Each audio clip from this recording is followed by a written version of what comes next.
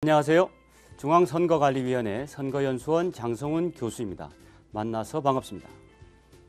제20대 대통령 선거 그리고 6월 1일 실시되는 제8회 전국 동시지방선거를 앞두고 공직선거법 등 정치관계법 일부의 내용이 변경되었습니다. 잘 알고 계신 것처럼 고등학교 학생들의 참정권을 더욱더 확대했는데요. 이에 따라서 학교에서의 선거 교육의 필요성도 더불어 커졌습니다. 또한 학교 선거 교육에서 우리가 알아야 될 그리고 유의해야 될 사항들도 더 많아졌습니다. 당연히 학교 선생님들의 고민도 더 깊어졌겠죠. 그래서 저는 오늘 학교 선생님들께서 선거 교육을 함에 있어서 알고 계셔야 될 내용들 그리고 변화된 내용들과 함께 어떻게 선거 교육을 해야 할까라는 주제를 가지고 함께 얘기 나눠볼까 합니다. 자, 그럼 먼저 이번 공직선거법 등 정치관계법이 바뀜으로써 어떠한 참정권의 변화가 있었는지 한번 살펴보도록 하겠습니다. 잘 알고 계신 것처럼 지난 21대 국회의원 선거에서는 유권자의 연령이 만 18세로 하향 조정되었죠. 그래서 고등학교 3학년 학생들이 일부 선거권을 갖게 되었습니다. 이번 정치관계법 개정으로 변화된 참정권 변화의 내용은 크게 두 가지인데요. 첫 번째는 피선거권 연령, 즉 공직선거에 출마할 수 있는 연령이 만 18세로 낮아졌습니다. 그럼 먼저 청소년 참정권의 변화 내용이 어떤 것인지를 먼저 살펴보도록 하겠습니다. 지난 21대 국회의원 선거에서 유권자 연령이 만 18세로 낮아지면서 고등학교 3학년 학생의 일부가 투표에 참여할 수 있는 권리를 얻게 되었는데요. 이번 개정으로 피선거권 연령, 즉 국회의원과 지방선거와 같이 공직에 고등학생들이 출마할 수 있는 권한을 얻게 되었습니다. 또한 정당 가입의 연령이 만 16세로 매우 낮아졌죠. 그래서 고등학교 1학년이 되면 정당의 당원으로 가입을 해서 정당 활동을 할 수 있는 권리를 얻게 되었습니다. 즉 고등학교 학생들의 대표, 유권자, 당원이 출연할 수 있는 환경이 만들어졌습니다. 그런데요, 학교 선생님들이 가장 우려하는 바는 우리 아이들이 과연 이렇게 제도적으로 주어져 있는 권리를 잘 활용할 수 있을까, 그리고 그 역할을 잘 담당할 수 있을까 하는 문제일 겁니다. 다르게 얘기를 하면 우리 아이들이 지금과 같은 상황에서 아무런 준비 없이 이런 역할들을 수행할 수 있을까? 과연 그들이 이런 제도적 변화에 맞게 역량을 발휘할 수 있도록 어떻게 교육해야 할까? 이것이 아무래도 가장 큰 고민거리가 아닐까 생각이 듭니다. 어느 날 갑자기 이게 가능할까요? 고등학교 학생들의 능력을 그리고 자질을 폄하하고자 하는 것은 아닙니다. 그러나 누구나 성인이라 하더라도 유권자가 되기 위해서 그리고 공직에 출마하기 위해서 그리고 정당의 당원으로 활동하기 위해서는 정치 선거에 대한 지식을 가져야 하고 경험을 축적해야 하고 다양한 교육을 받아야만 제대로 그 역할을 수행할 수가 있습니다. 그래서 우리의 고민이 더 어려운 거죠. 그런데 우리가 아무리 당위적인 틀에서 학생들의 참정권을 더 확대해 주는 것이 옳다고 하더라도 우리에게 주어져 있는 현실과 당위는 꽤 큰 괴리가 있습니다. 여러분들이 머리를 끄덕끄덕 하시겠지만 학교에서는 입시 교육 체제 속에서 주로 많은 교육의 양을 입시 중심으로 운영을 하고 있습니다. 그런데요, 어느 날 갑자기 청소년들의 참정권이 계속 확대가 되다 보니까 선거 교육을 해야 한다고 자꾸 강요를 하게 되고 또 어쩔 수 없이 해야 되는 입장도 있습니다. 당위와 현실 사이의 괴리를 메꿀 수 있는 방법은 그렇게 명확해 보이지 않습니다. 그러니까 학교에서는 어떻게 하느냐? 선거가 다가오면 선거 교육이란 이름으로 단기적 교육을 실시하고 있는 현실도 우리가 부정을 할 수가 없겠죠. 이것은 장기적 과제일 수밖에 없습니다. 그럼에도 불구하고 이 선거 교육이 얼마나 필요한지 그리고 왜 필요한지 이런 문제에 대해서는 학교 선생님들도 잘 공감을 하고 계실 거라고 생각이 듭니다. 현실과 당위를 메우는 문제, 이것이 우리가 오늘 함께 교육하고 학습의 내용들을 점검하는 시간이 아닌가라는 생각이 듭니다. 그러면 우리가 기본적으로 선거 교육이 왜 필요한지, 선거 교육의 필요성이 뭔지 이런 얘기들은 다 알고 있기 때문에 가볍게 한번 짚어보면, 기본적으로 아이들이 유권자가 되고 대표가 되고 정당의 당원으로서 정치 활동을 하기 위해서는 정치에 대한 관심과 참여가 끝없이 요구됩니다. 그런데 우리의 현실은 이런 정당, 선거, 정치에 대한 기본적인 지식만 제공할 뿐이죠. 그들이 어떻게 선거에 임해야 하는지, 어떻게 정당 활동을 해야 하는지, 어떻게 정치에 참여해야 되는지 잘 알 수가 없습니다. 그래서 그들이 좀 더 정치적 역량을 강화하고 정치적 능력을 습득해 갈 수 있는 학습과 교육의 필요성이 존재합니다. 이제 고등학교 학생들이 당원이 되고, 고등학교 학생들이 선거에 출마하고, 또는 고등학교 학생들이 선거에서 투표를 행하는 행위자가 되었기 때문에 더 이상 학교에서의 선거 교육은 선택이 아니라 필수가 되었습니다. 본격적인 우리 얘기를 한번 시작해 보도록 하겠습니다. 구체적인 내용을 얘기하기 전에 우리가 먼저 전제해야 될 내용들이 좀 있는데요. 선거 교육을 하기 위해서는 우리가 가지게 될 목표가 있을 것이고요. 그 목표를 바탕으로 우리가 어떠한 원칙들을 지켜야 하는지 확인해 봐야 합니다. 마지막으로 우리는 그러면 선거 교육을 어떠한 내용을 담아서 할 것인가에 대한 공유도 필요합니다. 물론 일상적으로 선생님들께서 잘 알고 계신 내용이기 때문에 굉장히 기본적인 가치만 공유하는 틀에서 진행해 보도록 하겠습니다. 먼저 선거 교육의 목적은 합리적인 유권자를 양성하는 데 있죠. 그래서 우리는 보통 합리적인 유권자를 만들기 위해서 4가지의 목표를 삼습니다. 첫 번째는 정치 사회 문제에 대한 아이들의 관심과 지식을 축적해 주는 것이 목적입니다. 또 하나, 선거 제도와 절차가 어떻게 진행이 되는지 자세하게 이해하고 학습해 줄 필요가 있죠. 세 번째는 직접 선거에서 어떻게 선택을 할 수 있느냐의 문제를 다루기 위해서 정책과 공약은 어떤 것인가, 그리고 그 정책과 공약에 대해서 나의 생각은 어떤 것인가를 정립해 갈 수 있는 교육을 해야 합니다. 마지막으로 선거의 궁극적인 목적이 정치 과정에 참여라고 한다면 적극적으로 투표에 참여할 수 있는 문화를 만들고 합리적인 선택을 통해서 합리적인 선거 과정을 학습함으로써 건전한 선거 경쟁의 문화를 나설 수 있는 능력을 배양하는 것도 궁극적으로는 선거 교육의 목표로 설정될 수가 있습니다. 다음은 선거 교육의 원칙에 대한 얘기를 한번 해볼까 하는데요. 이 선거 교육에 있어서의 원칙은 매우 중요합니다. 왜냐하면 학교 현장에서 선생님들께서 선거 교육을 하실 때 실질적으로 여러 가지 문제를 일으키거나 또는 법률적으로 위배되는 행위를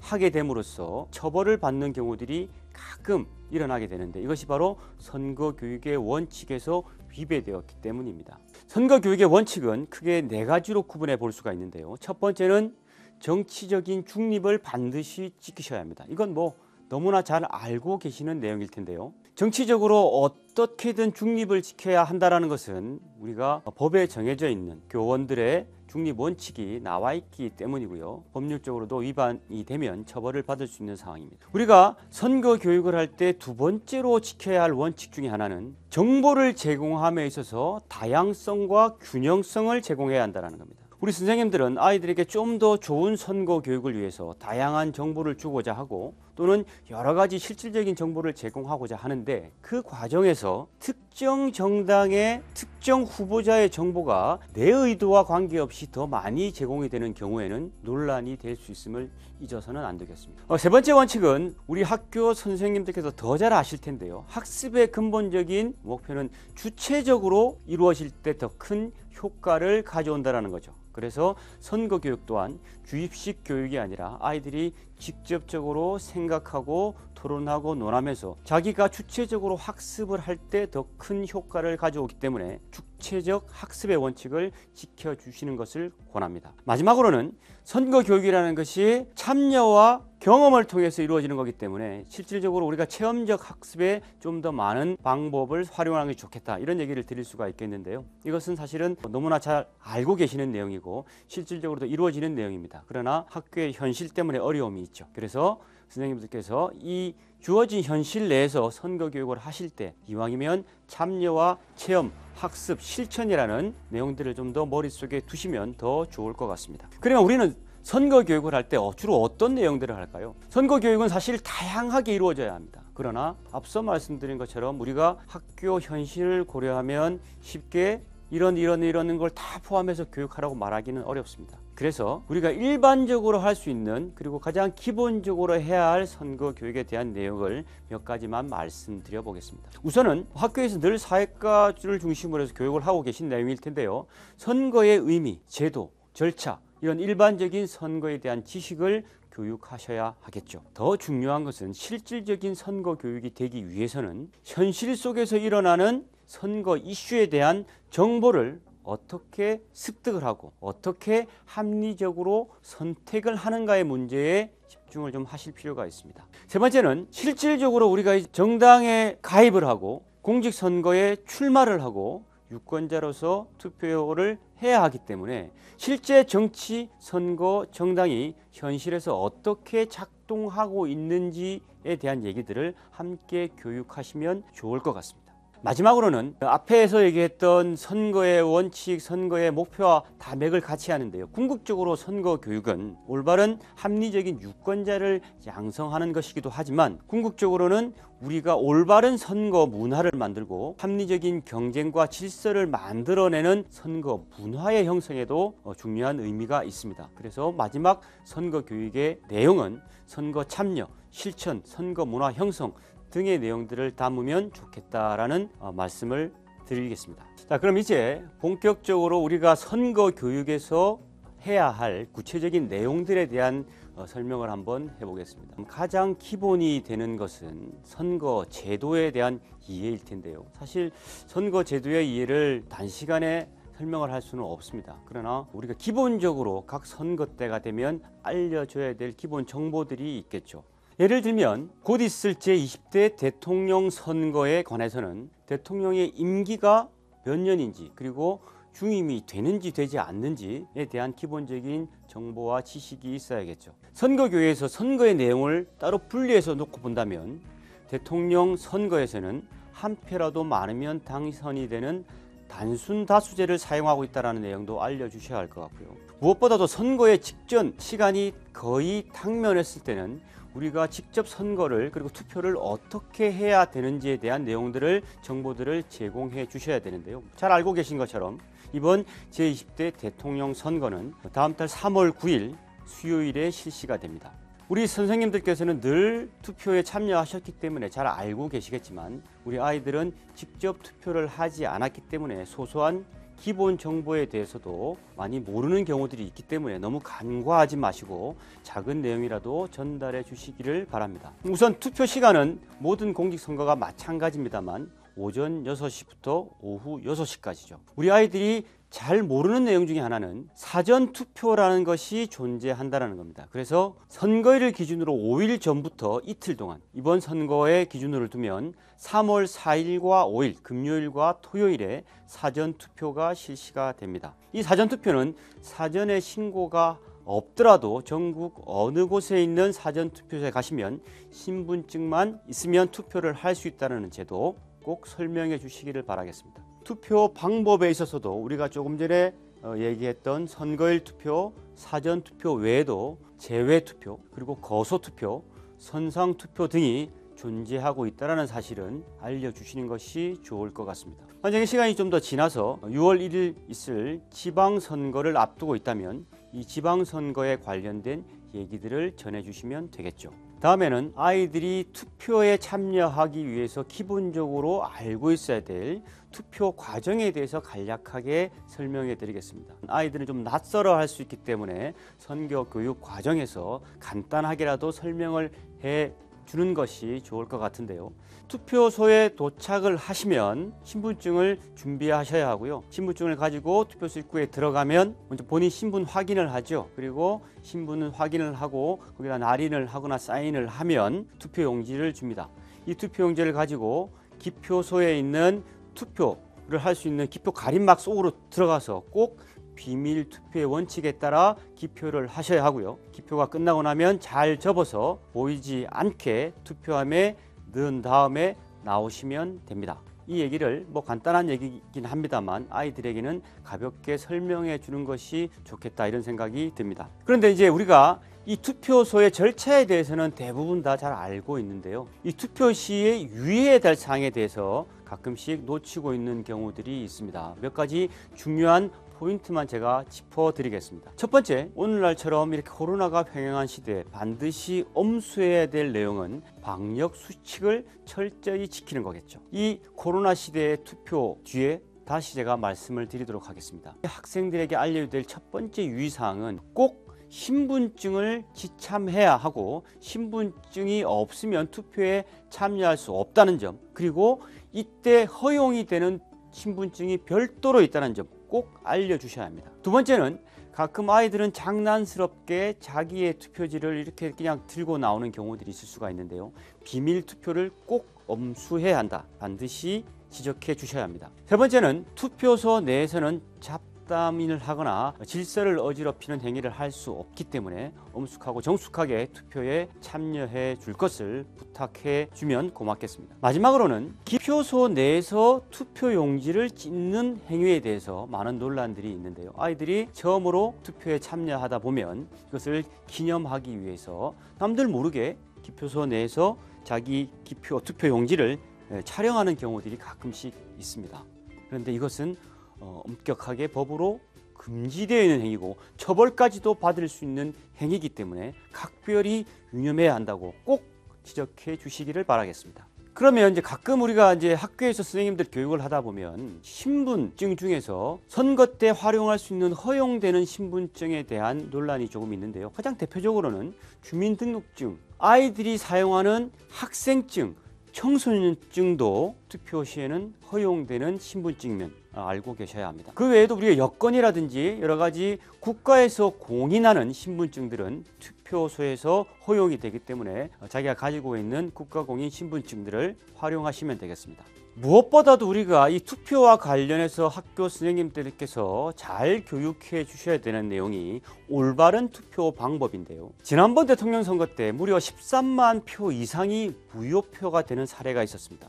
어른들도 매번 투표를 합니다만 자기의 표가 잘 기표를 못해서 무효표가 되는 경우들이 많거든요. 그래서 아이들은 처음 투표를 하기 때문에 내 표가 무효표가 되지 않도록 신중하게 투표를 해야 하는데 이 부분에 대해서는 학교 선생님들이 한번 꼭 짚어주셨으면 좋겠습니다. 우리가 공직선거에서 투표를 할 때는 기표소 내에 있는 정해져 있는 기표 용구만을 사용하셔야 합니다. 내가 볼펜을 가지고 동그라미를 치거나 다른 물건들을 사용하시면 모두 무효표가 된다는 점 꼭 알려주셔야 하고요. 그 외에도 투표용지에는 각각의 후보 오른쪽에 기표란이라는 게 있는데 그 란에 정확하게 표기가 된 것만을 인정합니다. 그 기표가 다른 후보자의 란에 조금이라도 걸쳐 있거나 2개 이상의 기표가 되어 있거나 이렇게 해서 명확하게 그 내용을 알 수 없는 상황에 이르면 무효표가 될 수 있다는 점 반드시 아이들에게 상기시켜 주시기 바라겠습니다. 조금 전에 얘기했던 코로나 시대에서의 투표, 코로나 확진과 관련된 몇 가지 유의사항을 전달해 드리도록 하겠습니다. 첫 번째, 아까 전에 말씀드린 것처럼 방역 수칙을 엄격하게 지켜야 된다. 이것은 너무나 당연한 얘기겠죠. 투표소에 가시면 발열 체크를 하셔야 하고요. 손소독을 깨끗이 하셔야 합니다. 그리고 우리에게 너무나 익숙한 거리두기를 반드시 지키셔야 합니다. 발열 체크 시에 열이 기준치 이상으로 체크가 되면 별도로 마련되어 있는 특별 투표소에 안내 요원에 따라서 이동하신 후 투표를 하실 수가 있습니다. 만약에 아무런 문제가 없다면 투표소에 입장을 하실 텐데요. 이때는 반드시 준비되어 있는 일회용 비닐 장갑을 착용해 주셔야 합니다. 내가 투표하기 직전에 확진을 받았어요. 그러면 어떻게 해야 할까요? 이번에 이 방안을 마련을 했는데요. 선거일 저 직전에 확진이 되면 투표일 오후 6시부터 7시 30분까지 별도로 준비되어 있는 투표소에서 투표를 할 수가 있습니다. 물론 자기가 원래 가야 하는 투표소에 마련된 투표소인데요. 6시부터 투표가 시작되고요. 만약에 7시 반에 왔을 때 많이 줄이 늘어서 있으면 번호표를 받아서 투표를 하시면 됩니다.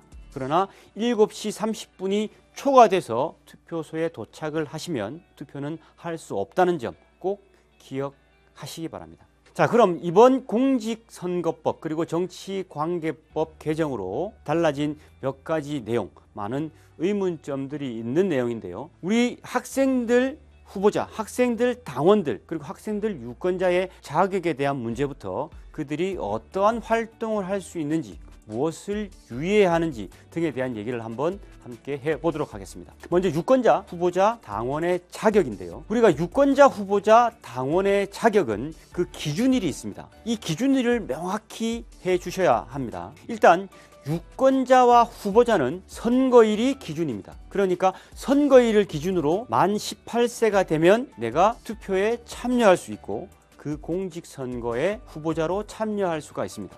그런데 학교에서 교육을 하시다 보면 우리 아이들이 정확하게 그 날짜를 계산하지 못하는 경우들이 있는데요. 이번 선거를 예를 들어서 한번 말씀을 드려보겠습니다. 이번 제20대 대통령 선거의 경우에는 2004년 3월 10일입니다. 3월 10일 이전에 태어난 사람들은 투표를 할 수가 있습니다. 두 번째, 다가올 8회 전국 동시지방선거를 기준으로 본다면 2004년 6월 2일 이전에 태어난 학생들은 선거권을 가지게 됩니다. 또 피선거권을 가지게 됩니다. 학교 선생님들께서 선거 교육을 하실 때 조금 혼란스러워하는 부분 중에 하나가 선거 운동을 할 수 있는 기준일입니다. 공직선거법에 나오는 기준은 대부분 자격을 갖는 날 그 행위 시점을 자격 기준으로 삼는데요. 선거운동도 마찬가지입니다. 이 선거운동을 행하는 그 시점에서 내가 만 18세가 되는지 되지 않는지가 관건입니다.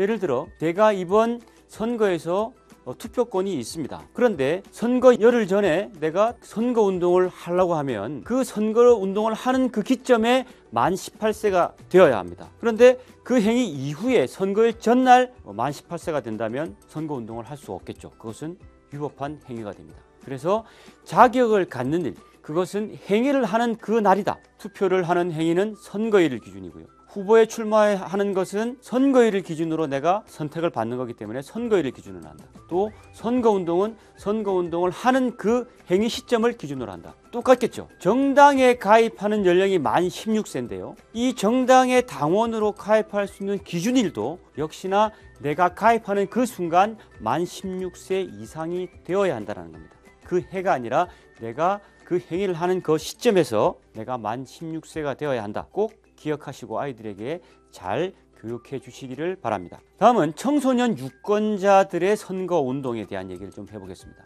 우리가 선거운동은 마치 후보자나 후보자 캠프에서만 하는 거라고 생각하는 경우들이 많은데요.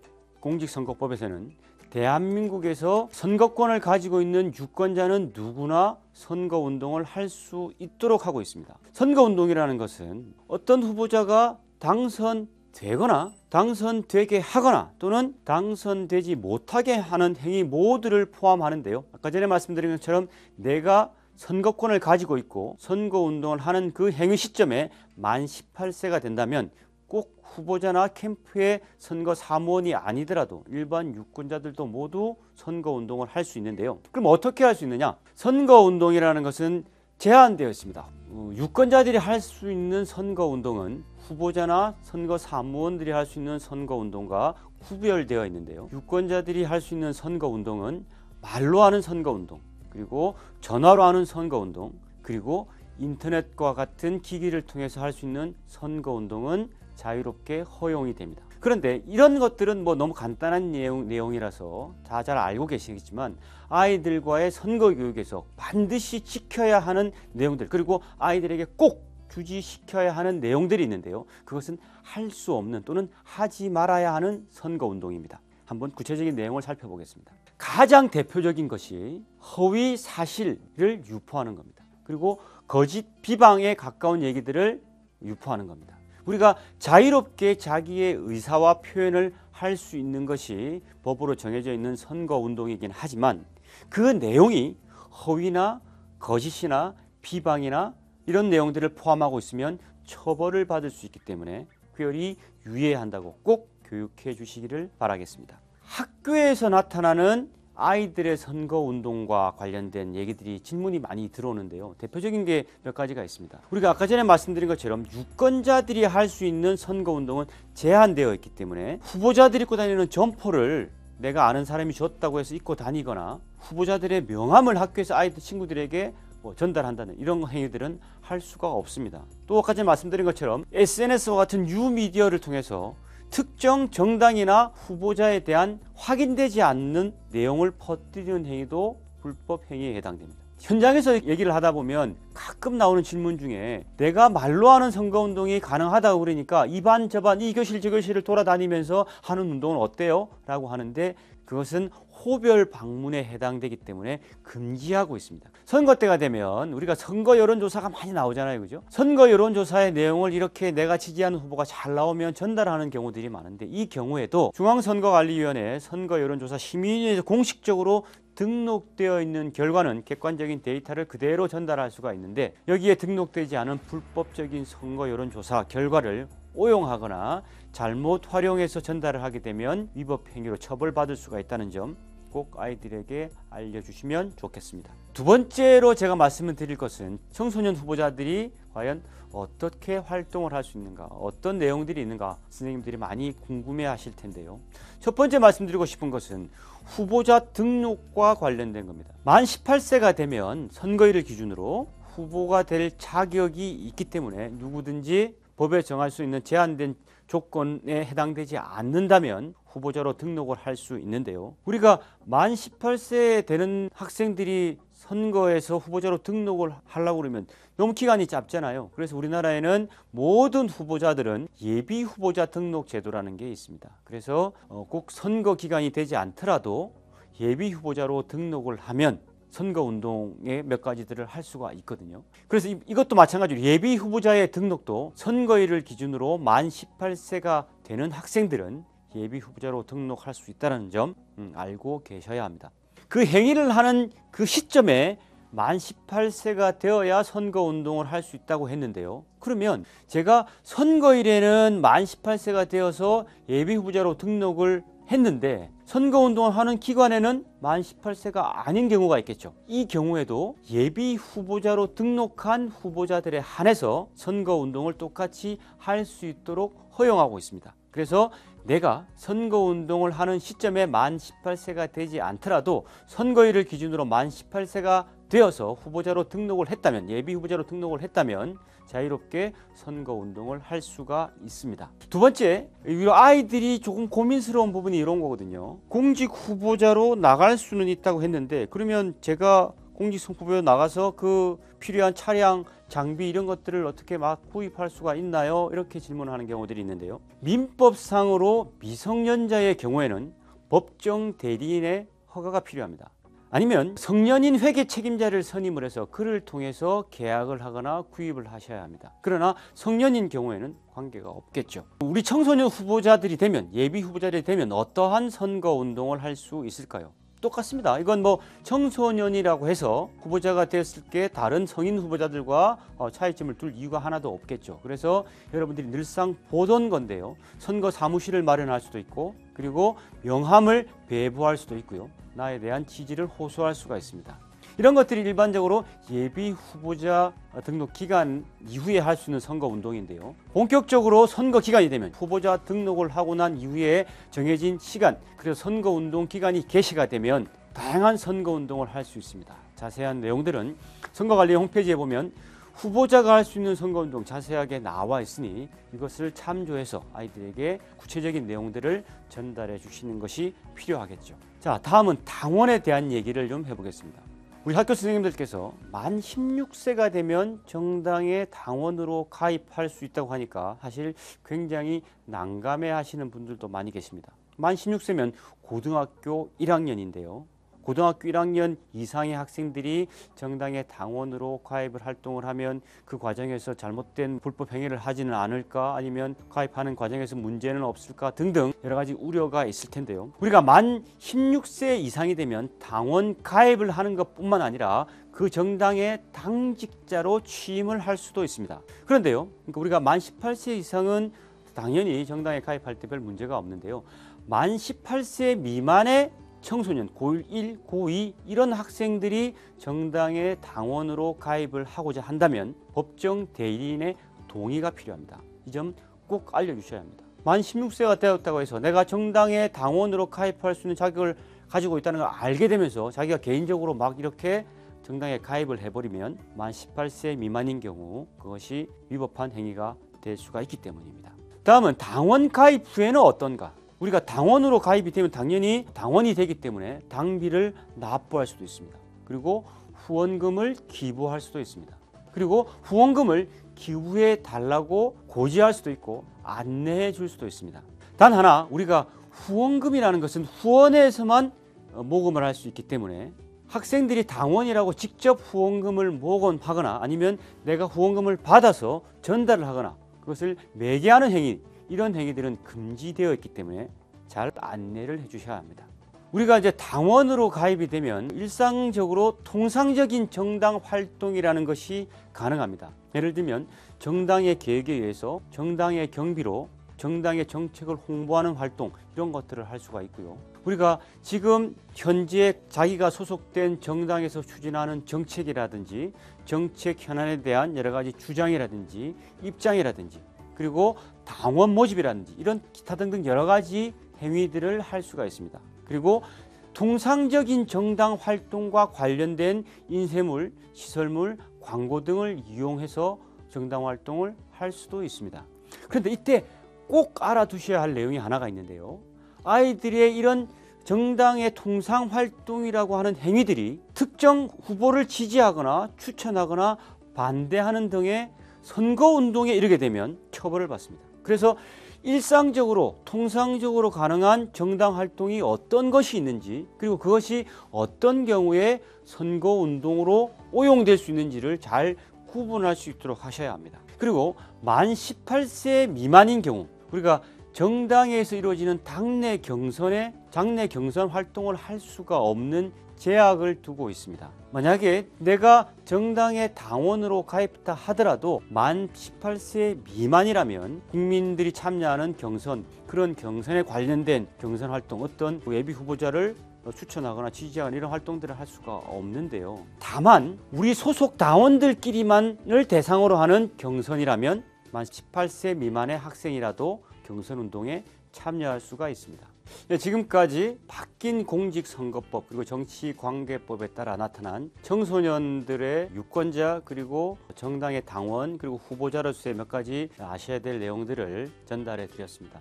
다시 본론으로 돌아가서 우리가 처음에 목표로 삼았던 선거교육의 목표, 합리적인 유권자의 함양, 유권자의 양성, 이런 내용으로 다시 한번 돌아가 보면 어쨌든 우리가 선거 교육을 하는 것은 아이들이 좀 더 여러 가지 선거 이슈에 대해서 그리고 후보자에 대해서 정책에 대해서 잘 선택하고 판단할 수 있는 능력을 키워주는 데 있겠죠. 그래서 합리적 선택 능력 어떻게 키울 것인가의 문제를 간단하게 한번 말씀드리고자 합니다. 먼저 가장 중요한 것 중에 하나는 아이들이 내 생각 가지기에 초점을 두고 교육을 좀 했으면 좋겠다는 생각이 있습니다. 모든 것은 자기 생각이 갖추어질 때부터 움직이기 시작하는 것이겠죠. 내 생각 가지기가 첫 번째 단계라고 한다면 좀 더 구체화시켜서 이것을 내 생각을 표현하기 위해서 그리고 내 생각을 결정하기 위해서 어떠한 기준들을 마련할 것인가에 대한 얘기도 함께 교육하고 학습하면 좋겠습니다. 세 번째는 자기의 생각이 만들어지고 자기의 기준이 정해지면 어떻게 이것이 실질적으로 적용이 되는지를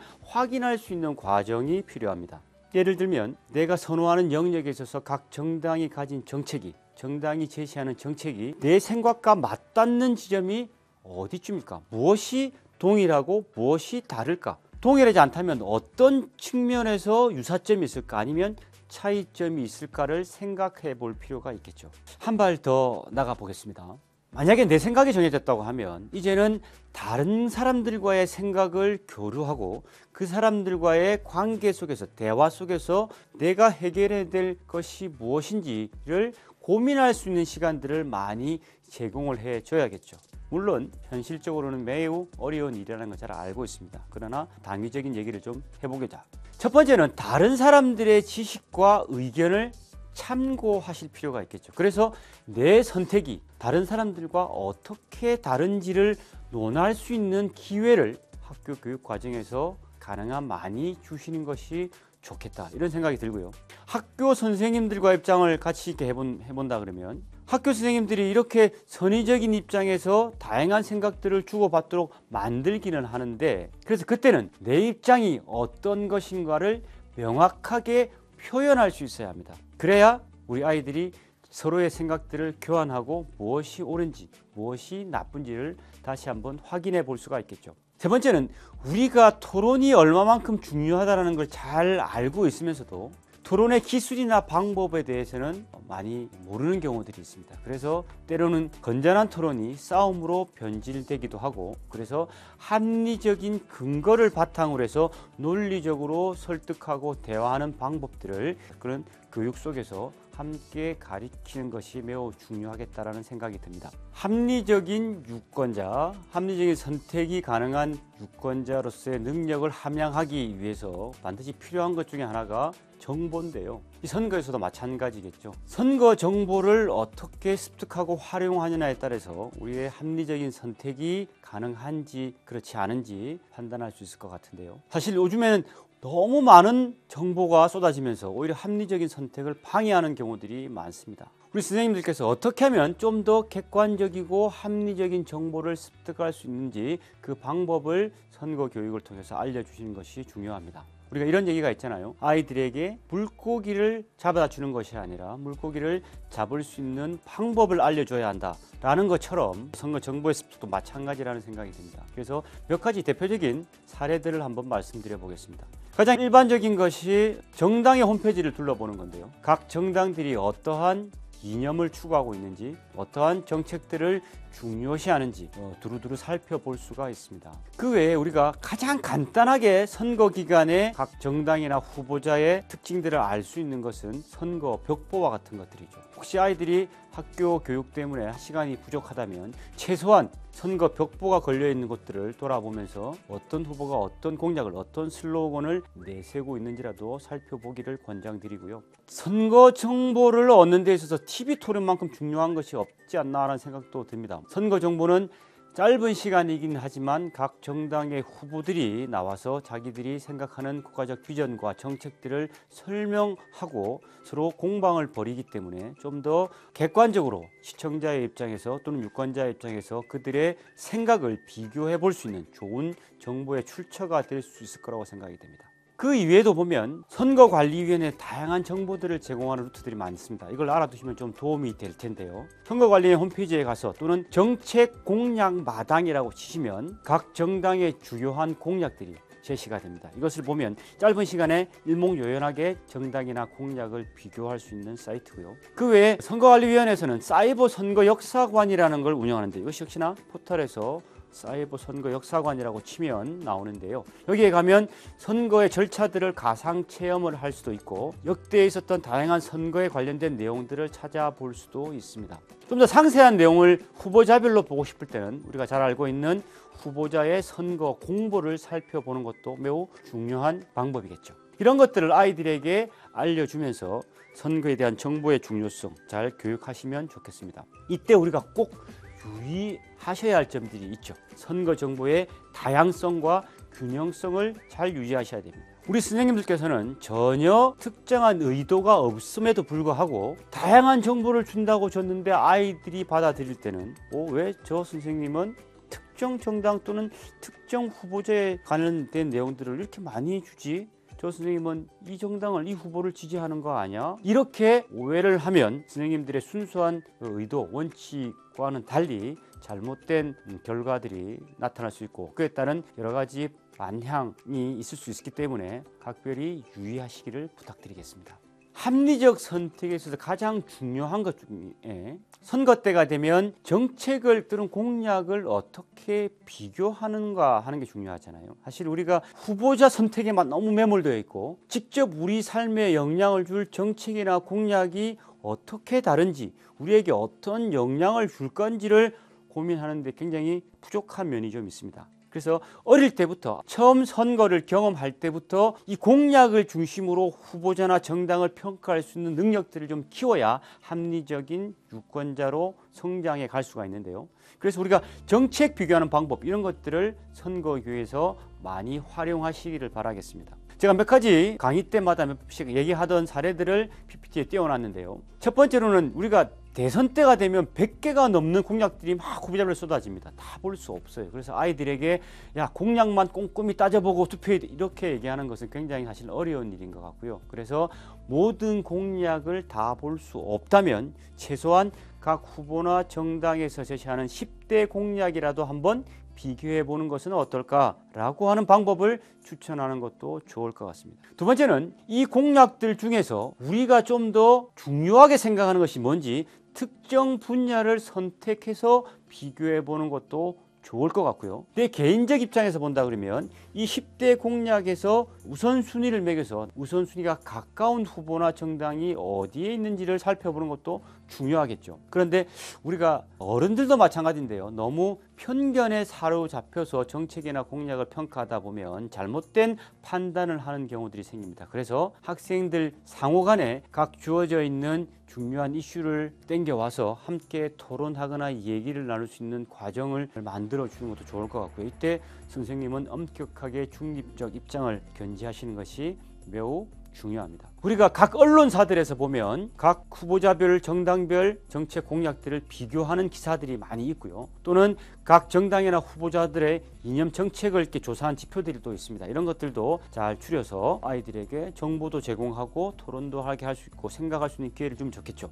지난 선거에는 발표가 됐는데 실천되지 않은 공약이 어떤 공약이 있을까? 그 공약이 또다시 반복되고 있는 건 아닐까? 이런 것을 살펴보는 것도 좋은 공약, 좋은 정책을 선택하는 데 중요한 방법 중에 하나로 활용할 수 있음을 알고 계시면 도움이 될 것 같습니다. 마지막으로 올바른 선거 문화 형성에 대한 얘기를 좀 하고자 하는데요. 우리가 아까 전에 선거의 목표에 대한 얘기를 제일 처음에 했는데 올바른 선거 문화가 만들어지지 않으면 아무리 선거 교육을 하고 이 선거 문화 자체가 질서를 어지럽히게 되고 그러다 보면 공정한 경쟁, 합리적인 정보의 수용과 선택 다 이루어질 수 없게 되고요. 특히 우리나라 같은 경우는 늘 불법 선거에 대한 트라우마가 좀 있잖아요. 그래서 이런 것들을 계속 개선해 나가고 있습니다만 이것은 결국은 내 스스로가 주체적 유권자로서 후보자로서 우리가 만들어갈 수 있는 우리가 직접 주체적 행위자로서 이끌어갈 수 있는 개선할 수 있는 내용들이기 때문에 선생님들과 학생들이 함께 이런 실천의 노력들 학습들을 해 나간다면 이후에 한국의 선거 문화가 더욱더 좋아지겠죠. 가장 기본적으로는 적극적으로 투표에 참여할 수 있는 투표 참여의 의무적 감정들을 좀 가지는 것이 중요할 것 같습니다. 투표를 해도 투표를 안 해도 이후에 나타나는 누구가 당선된 사람의 정책과 공약으로부터 우리는 자유로울 수 없다. 그렇다면 우리는 좀 더 적극적으로 자기의 의사를 투표로서 표현할 필요가 있다. 이런 얘기를 가끔 하는데 기본적으로 많은 사람들이 적극적으로 자신의 의사를 투표를 통해서 표현할 때 좀 더 활성화되어 있는 건전한 선거 문화가 만들어지지 않을까라는 생각을 합니다. 중요한 또 다른 문제 중에 하나는 불법 선거 운동을 근절하는 것이겠죠. 우리나라에서 굉장히 선거 문화가 좋아졌는데요. 그럼에도 불구하고 매번 선거가 지나고 나면 어떤 후보가 돈을 써서 당선이 부여가 됐다. 어떤 유권자들이 돈을 받아서 뭐 벌금을 내고 과태료를 냈다. 이런 얘기들 가끔 종종 접하잖아요. 아무리 경쟁을 치열하게 하더라도 그 과정이 불법적이라면 그 결과는 사실 무용지물이 되어버립니다. 그리고 그 결과가 우연찮게 모르고 지나갔다고 하더라도 그 정당성이나 당위성은 결국은 훼손되게 되어 있습니다. 그래서 유권자들이 직접 불법 선거 운동을 근절할 수 있도록 그 역량을 키워 나가야 하고요. 특히나 지금처럼 고등학교 학생들 때부터 공직선거의 후보자로 출마할 수 있는 환경이 만들어졌기 때문에 이제 고등학교 때부터 후보자로서 어떻게 건전하게 경쟁할 수 있는지 선거 운동의 방법들을 배워나가는 것이 매우 중요할 거라고 생각이 됩니다. 선거 문화의 세 번째 중요한 포인트는 건전한 토론 그리고 공정한 경쟁이겠죠. 선거라는 것이 다양한 국민들의 생각을 놓고 끝없이 갈등하고 다투는 과정입니다. 이 과정을 통해서 결국 국민들의 생각을 하나로 모으고 결과를 만들어내서 그 결과에 대해서 우리가 함께 합의를 이루어내는 과정인데요. 그래서 한번 결정이 되면 주어진 임기 동안 그 내용들에 큰 영향을 받습니다. 그래서 우리는 선거 때 얼마만큼 치열하게 논쟁하고 토론하느냐가 굉장히 중요한데요. 그 과정이 굉장히 건전해야 하고 서로 품격 있고 그리고 논리적이고 합리적인 근거를 가진 토론이 이루어질 때 우리는 공정한 경쟁 그리고 그에 따른 깨끗한 선거 문화가 만들어지는 것이 아닐까 이렇게 생각이 듭니다. 마지막으로 드리고 싶은 선거 문화에 관한 얘기는 선거에 대한 신뢰 문제인데요. 선거에 대해서 우리가 승복하는 문화, 우리가 함께 신뢰하고 그 신뢰를 구축할 수 있는 환경과 문화를 만들기 위해서 함께 노력할 필요가 있습니다. 그런 내용들을 아이들과 공유하는 것이 중요했죠. 대표적으로 투표 인증샷 놀이 이런 걸 통해서 투표 참여를 함께 하는 문화들이 만들어지고 있는데요. 단 유의하셔야 될 것은 아까 전에 말씀드린 것처럼 기표소 내에서는 사진을 찍어서는 안 됩니다. 그래서 이런 투표 인증샷 놀이를 할 때는 투표소 밖에 나오면 요즘에 포토존이 마련되어 있는 곳이 많고요. 무슨 투표소라고 간판들이 있는데 그 앞에서 찍어서 올리시면 아무런 문제가 없기 때문에 함께 즐기고 함께 참여하는 문화를 만드는 것 우리 선생님들이 적극 권장해 주실 것을 저는 희망해 봅니다. 투표 참여 그리고 선거 참여를 얘기할 때 투표 참여 권유 활동이라는 것을 하는데요. 예를 들면 지인들에게 문자를 보내서 투표했어? 투표 안 했으면 투표해야지 뭐 이럴 수도 있고요. 이렇게 함께 투표 참여 권유 활동을 할 수 있습니다. 이것은 불법적 행위가 아닙니다. 다만 우리가 몇 가지 조심해야 될 얘기가 있습니다. 법에서 투표 참여 활동을 다 하게 해주는데요. 하지 못하게 하는 몇 가지 제약이 있습니다. 첫 번째는 투표소로부터 100m 이내에서는 투표 참여 권유 활동을 할 수가 없습니다. 왜냐하면 한창 투표가 진행 중인데 투표에 방해가 될 수도 있고 투표소 질서를 해칠 수도 있기 때문이죠. 그래서 투표소로부터 100m를 벗어나서 적극적으로 투표 참여 활동, 권유 활동을 하시면 되겠습니다. 두 번째는 우리가 선거운동을 얘기할 때도 집집마다 다닐 수 없다고 했잖아요. 마찬가지로 이 투표 참여 권유 활동도 집집마다 다니면서 방문해서 독려할 수는 없습니다. 이것은 개인 사생활 침해의 문제도 있고 이것도 호별 방문에 해당되기 때문에 금지하셔야 될 행위 중에 하나라는 것 꼭 알고 계시길 바라겠습니다. 제가 조금 전에 그 합리적 선택 능력 함양할 때 정보 얘기를 드렸고 이때 중요하게 등장하는 것 중에 하나가 우리 아이들이 좋아하는 SNS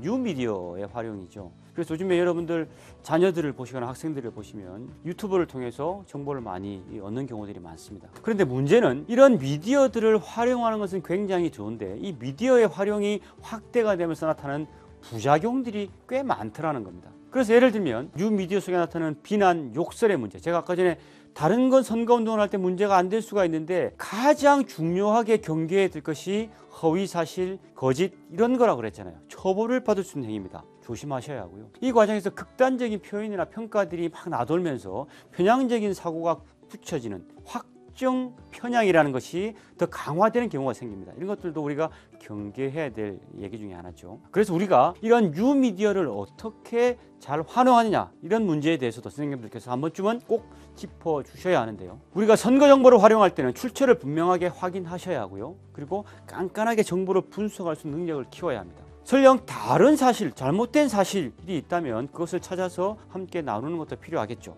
각 언론사마다 포털마다 요즘에 선거 정보에 대한 팩트 체크가 많이 제공이 됩니다. 이런 것들도 좀 두루두루 보시면서 자기 의견을 조정하고 확정해가는 것도 중요하겠죠. 요즘에 선생님들 많이 얘기하시는 미디어 리터러시라는 것, 미디어를 어떻게 잘 활용하고 이 미디어를 통해서 좀 더 좋은 정보들을 적극적으로 활용할 수 있는가, 그리고 그것을 어떻게 습득할 수 있는가, 이런 기타 등등의 미디어 관련된 학습 방법, 미디어 리터러시에 대해서도 한 번쯤 고민을 하고 아이들에게 교육하시는 것도 매우 중요할 것이라고 생각이 됩니다.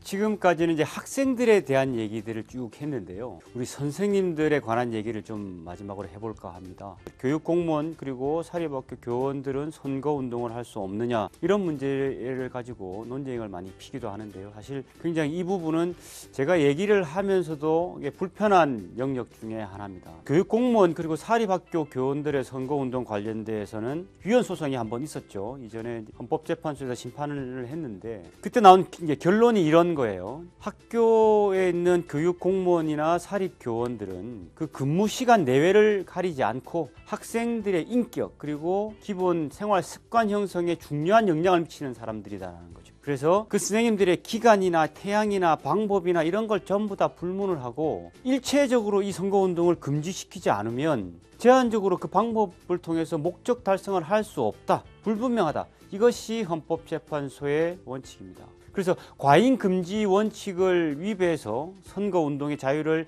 제한한다고 볼 수 없다, 이렇게 판결을 내려버렸습니다. 그 이후에 계속 지금까지 변화되지 않고 어쩔 수 없이 법에서 선거운동 금지를 명하고 있죠. 그래서 굉장히 많은 제약을 받습니다. 그래서 선생님들이 관련된 선거운동은 근본적으로 말씀드리면 전혀 할 수가 없다, 이렇게 말씀을 드릴 수밖에 없고요. 선거 교육 과정에서도 이와 유사한 행위가 발생되는 것을 매우 경계하셔야 된다, 이렇게 전제를 드리고 말씀을 시작해야 할 것 같습니다. 먼저 보면 우리가 학교 수업 과정에서 나타나는 위법 행위는 크게 두 가지로 구분해서 봐야 하는데요. 첫 번째는 선거에 영향을 미치는 행위, 또 하나는 선거 운동이라는 게 있습니다. 물론 선거운동은 다 알겠죠. 당선되게 하거나 당선되지 못하게 하거나 다 포함합니다. 그런데 더 큰 문제가 뭐냐 그러면 선거에 영향을 미치는 행위입니다. 그게 뭐냐 그러면 선거 과정이나 선거 결과에 변화를 주거나 영향을 미칠 수 있는 우려가 있는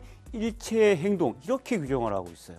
참 포괄적이고 어렵죠. 이때 우리가 꼭 기억해야 할 것은 특정이라는 단어입니다. 특정 후보자 또는 특정 정당에 대해서 당선되게 하거나 되지 못하게 하는 행위에 이르거나, 그것이 직접 아니더라도 특정 후보자나 특정 정당의 선거 과정이나 결과에 변화를 줄 수 있는 행위 또는 거기에 영향을 미칠 수 있는 행위는 모두 금지되어 있다는 점 잘 기억하셔야 합니다. 현장에서 강의를 할 때 늘 우리 선생님들한테 욕먹는 게, 왜 우리는 아무것도 못하게 하느냐, 우리가 이런 기준을 포괄적으로 주면 우리가 어떻게 교육을 하느냐, 이런 하소연을 듣기도 하고 푸념을 듣기도 합니다. 물론 제 잘못은 아닙니다만 지금 현재는 그렇게 안타까운 현실에 우리는 처해 있습니다.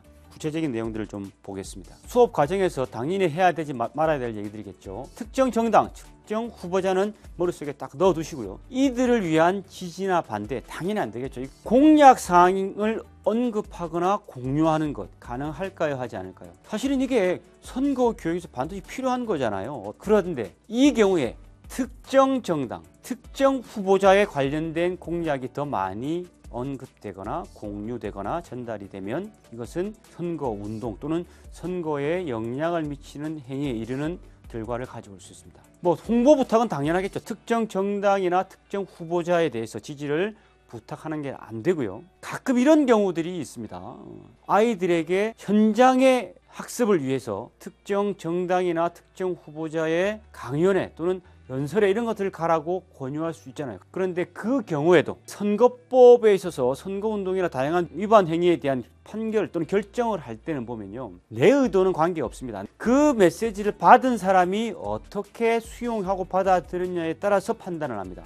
아이들이 야, 우리 선생님은 특정 정당을 지지하나 보다 라고 느끼면 그것은 교육공무원의 선거중립 위반 의무를 위반에 해당될 수가 있습니다. 그래서 선생님께서 선거에 영향을 미치는 행위 또는 선거운동 포괄적으로 절대적으로 금지되어 있다, 다시 한번 머릿속에 꼭 담아 두셔야 할 것 같습니다. 우리가 이제 이 과정에서 나오는 구체적 사례들 이런 것들인데요. 대표적인 게 지지도 조사 발표 이런 겁니다. 아이들에게 특정 정당이나 특정 후보자들, 니들은 어떤 정당을 지지하니? 이런 것들을 조사하거나 그 조사한 내용을 전달할 수도 없습니다. 만 16세가 되면 정당에 가입할 수 있다고 했잖아요. 그래서 이 경우에 학교 선생님들께서 또는 교원들이 정당 가입을 권유하거나 정당 가입을 제한을 하거나 또는 정당의 후원에 기부를 안내하거나 이런 행위들을 하면 위법 행위가 됩니다. 교원들은 정당이 당원이 될 수도 없고 되어서도 안 되죠. 지금 법이 그렇습니다. 후원의 회원이 될 수도 없습니다.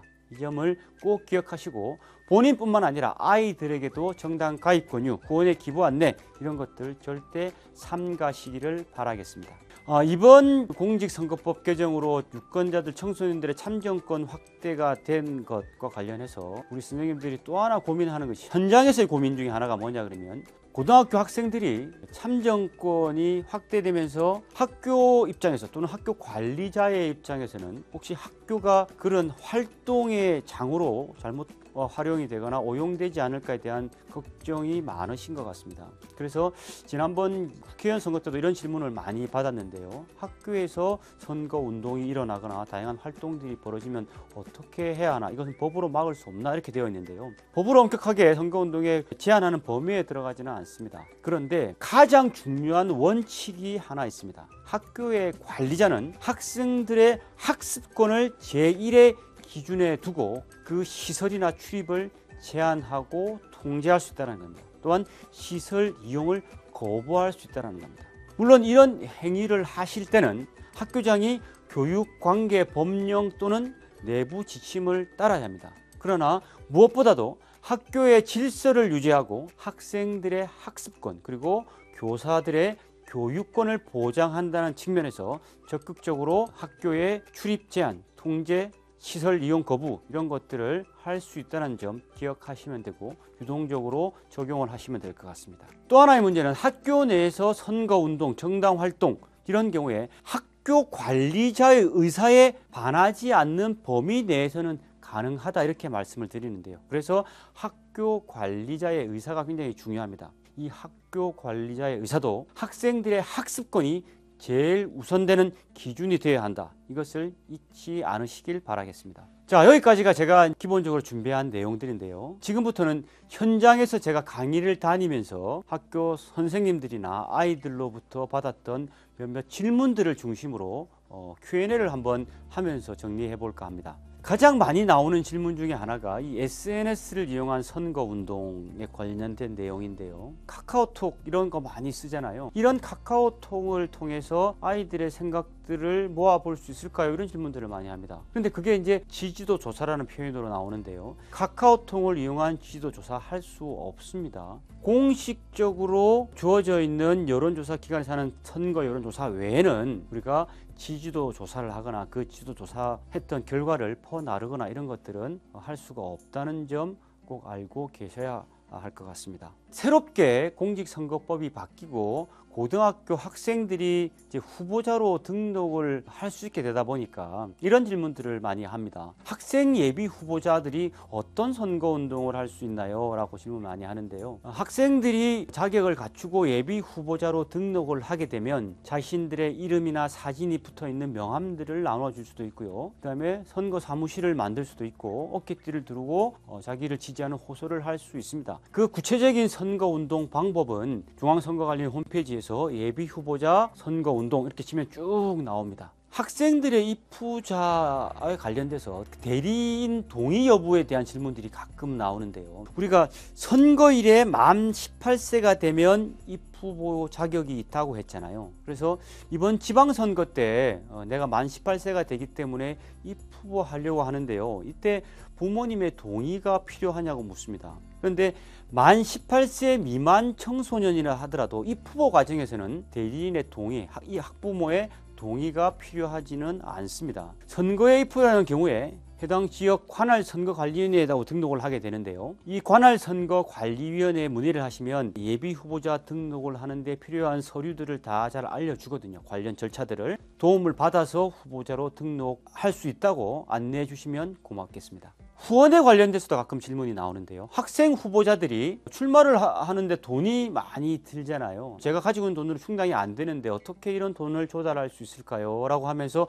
후원에 관련 질문들을 합니다. 이런 질문이죠. 이번 지방선거에서 구의원으로 출마하려고 하는데요. 제가 200만 원 밖에 없어요. 그건 200만 원은 기타금인데 이 기타금은 아르바이트를 해서 제가 모았어요. 그래서 내려고 그러는데 이제 선거운동을 하려고 그러니까 돈이 너무 많이 들어요. 이 돈 어떻게 마련할 수 있을까요? 라고 질문을 합니다. 첫 번째 알고 계셔야 되는 원칙들은 지방선거에서 또는 국회의원 선거에서 예비 후보자들도 후원회를 만들 수 있다는 겁니다. 후원회를 만들면 정치자금법이 정하는 범위 한도 내에서 후원금을 모집할 수 있는데요. 이 방법을 통해서 모자라는 자금을 충당하실 수가 있습니다. 물론 개인 돈을 활용을 해서 사용할 수도 있고요. 후원회에 관한 자세한 내용도 지역 관할 선거관리위원회에서 자세히 안내를 해주니까 문의를 하시면 도움을 받으실 수가 있습니다. 정당 활동과 관련된 얘기를 좀 해보겠습니다. 우리가 만 16세 이상이 되면 이제는 당원으로 가입할 수 있다고 제가 말씀을 드렸잖아요. 그러면 이제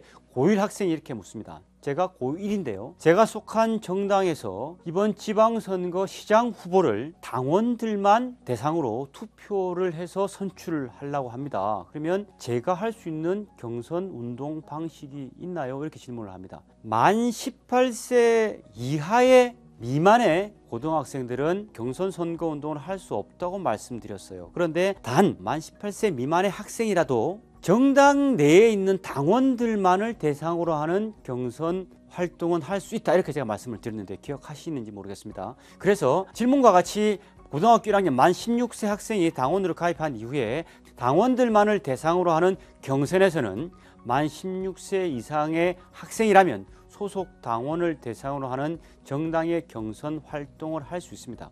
그런데 다만 각 정당별로 경선 운동을 어떤 것을 할 수 있는지는 다 다르게 규정하고 있기 때문에 정당의 규정하는 방식에 따라서 경선 운동을 하셔야 합니다. 학생들이 당원이 될 수 있는 환경이 만들어지다 보니까 고등학교 학생들이 당원으로 가입한 이후에 정당 활동을 하는데 그 과정에서 대표적으로 나오는 질문 중에 하나는 후원금에 관한 얘기입니다. 예를 들면 이번 대통령 선거에서 내가 소속된 정당의 후보자를 위해서 나 외에도 주변 친구들에게 좀 후원의 기부를 좀 하라고 얘기를 해도 되나요? 어떻게 해야 되나? 이런 질문들이 조금 있는데요. 주위 친구들에게 말로 후원금을 좀 내줘, 이런 방법이 있어 라고 얘기하는 것은 가능합니다. 문자 메시지로 후원의 계좌나 홈페이지 주소를 보내주는 것도 가능합니다. 다만 선거운동을 할 수 없는 만 18세 미만의 학생인 경우에 이것이 선거운동에 이르러서는 안 된다는 건 꼭 기억하셔야 됩니다. 그래서 선거운동에 이르지 않는 범위 내에서 후원의 기부 방법을 안내해야 합니다. 만 18세 미만의 학생들은 선거운동을 할 수 없기 때문에 정당 활동으로서 내가 당원으로서 후원금 기부 방법을 안내할 수 있지만 그것이 선거운동에 이르러서는 안 된다. 그것은 불법 선거운동, 위법 선거운동에 이를 수 있기 때문에 꼭 유의하도록 안내해 주시기를 바라겠습니다. 선생님들의 활동과 관련되어서도 현장에 가서 보면 여러 가지 질문들을 하시는데요. 제일 첫 번째 많이 하는 질문 중에 하나가 아이들에게 이 단톡방에서 얘들아 투표했니? 어떤 후보자 공약 이런 건데 이거 좋지 않니? 특정 후보자에 관련된 홍보성 얘기들을 하는 것은 허용되지 않습니다. 그래서 그걸 특별히 유념하셔야 되고요. 선거에 영향을 미치는 행위 또는 선거운동, 교원이나 선생님들 다 금지되어 있습니다. 꼭 참조하시길 바라겠습니다. 카카오톡과 관련해서 우리 선생님들의 행위에 대한 질문입니다. 6시 전에 제가 담임을 맡고 있는 반 아이들이 참가했는 단톡방에 출구조사 명목으로, 투표 독려 명목으로 투표 참여에 대한 의식을 키우기 위해서 각자 투표한 정당 후보자를 한번 얘기해봐, 할 수 있는가 없는가? 큰일 납니다. 이건 반드시 하지 말아야 할 행위에 속합니다. 선거인에 대하여 투표한 정당이나 후보자의 표시를 요구하는 것은 엄격하게 금지되어 있고 이것은 비밀투표 원칙을 위배하는 것입니다. 이 점 꼭 염두에 두시길 바라겠습니다. 학교 관리자들의 입장에서도 보면 이 선거운동과 관련된 의문들이 좀 있습니다. 후보자가 학교 운동장 안으로 들어와서 명함을 돌리는 선거운동을 할 수 있을까? 아니면 공개장소 대담연설이라고 하는 유세차들이 있죠. 이런 것들을 학교 앞에 정차하고 확성장치로 지지 호소할 수 있을까? 이런 어려움들이 있습니다. 원칙은 딱 하나입니다. 아이들의 학습권을 침해해서는 안 된다. 이게 원칙이죠. 그래서 학교의 관리자가 학습권 침해를 이유로 학교 출입을 거부하거나 자제를 요청할 수가 있고요. 이런 방침을 정해서 학교에서 지시를 하면 후보자들은 따라야 합니다. 그래서 학교에서 저기 결정해서 아이들이 학습권이 침해되지 않도록 노력해 주시는 것이 필요합니다. 학교 내 교실의 문제, 이것도 자주 나오는 질문인데요. 예비 후보자가 점퍼를 입고 교무실, 교실 막 돌아다니면서 이제 명함도 주고 지지 호소를 합니다. 가능할까요? 안 할까요? 아이들은 이미 예비 후보자로 등록을 했기 때문에 명함을 돌려가는 행위들이 일상적으로 가능한 일이라고 했죠. 그런데 학교에서 그런 행위들이 학습권에 방해가 되거나 또는 각 교무실이나 교실을 돌아다니게 되면 아까 전에 제가 말씀드린 것처럼 호별 방문에 해당되기 때문에 이 호별 방문은 바뀌든 아니든 모든 후보자들이 할 수 없는 선거 운동입니다. 그래서 이것은 금지되는 행위이기 때문에 해서는 안 된다고 안내를 해 주셔야 합니다. 또 하나, 예비 후보자인 국회의원이 학교에 왔을 때 교장실에 가서 교장 선생님을 잠시 뵙는 것은 뭐 가능하겠죠. 개인적인 행위니까. 그런데 그 이후에 교무실에 와서 인사를 하고 선생님들하고 돌아다니고 가능할까요? 안 될까요? 이런 경우에는 호별 방문에 해당될 수 있기 때문에 이것도 금지하는 행위입니다. 우리가 학교에서 첫 번째 원칙은 학습권 보호, 그다음에 교사의 교수권 보호, 이것을 가장 근본 원칙으로 하는 것이고요. 그 외에 순회하는 행위들, 호별 방문에 해당하는 행위들은 절대 할 수 없다. 다시 한번 말씀을 드립니다. 여기까지가 제가 준비한 내용입니다. 원래 현장에서 선생님들을 뵙고 다양한 얘기들을 나누다 보면 더 큰 도움이 될 것이라는 점을 알고 있습니다. 그럼에도 불구하고 코로나 상황으로 인해서 환경이 여건이 여의치 않아서 이렇게 영상으로나마 만나 뵐 수밖에 없는 점 양해해 주시길 바라겠습니다. 좀 더 자세한 내용이 그리고 좀 더 많은 이 내용이 필요하신 분들은 중앙선거관리위원회에 전화를 하시든지 아니면 학교 주변에 있는 가까운 구시군위원회 또는 시도선거관리위원회에 연락을 하시면 더 많은 정보를 얻을 수 있습니다. 선거교육에 어려움이 있는 걸 뻔히 알면서도 이렇게 함께 고민할 수밖에 없는 이유, 우리 선생님들과 제 마음이 같을 거라고 생각이 듭니다. 오늘 제약된 시간 동안 많은 정보를 드리지 못했습니다만 오늘 이 시간에 전달했던 내용들이 우리 선생님들이 학교에서 선거 교육을 하실 때 조금이나마 도움이 되었으면 좋겠다는 바람을 가지고 제 강의를 마칠까 합니다. 아무쪼록 어려운 시기인데요. 건강들 잘 유의하시기 바라겠습니다. 지금까지 경청해 주셔서 고맙습니다.